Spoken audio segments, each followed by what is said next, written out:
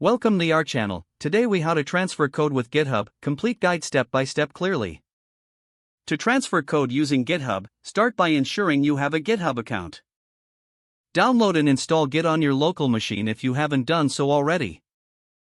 Open your terminal or command prompt.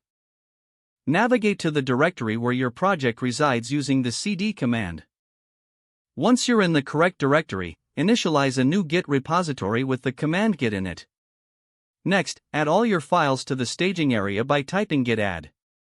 Commit your changes with a descriptive message using git commit m initial commit.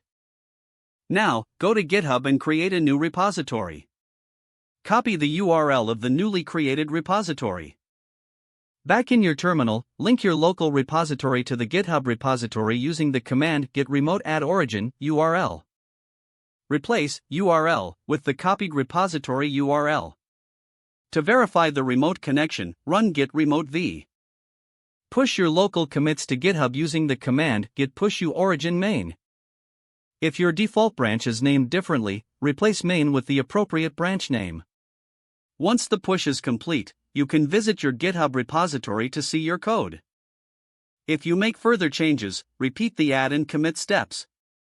Then, push those changes again to keep your GitHub repository up to date. For collaborating with others, you may want to pull changes from the remote repository using git pull origin main. Again, replace main with your branch name if necessary. This process ensures that your local changes and those from other collaborators remain synchronized. Remember to regularly commit and push your work to keep your repository updated. By following these steps, you can seamlessly transfer code using GitHub. If the page does not load, refresh the browser or try again in a private or incognito window. Make sure you are using the correct email address, then retype it carefully to avoid small typos. If your password is not accepted, use the reset option and create a new strong password you can remember. Check your spam folder for verification or security emails, then complete any requested confirmation steps.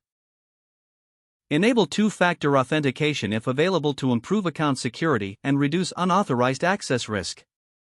After signing in, review your profile details so your contact information and settings are accurate and current. Don't forget to like this video and subscribe to our channel for more step-by-step tech guides.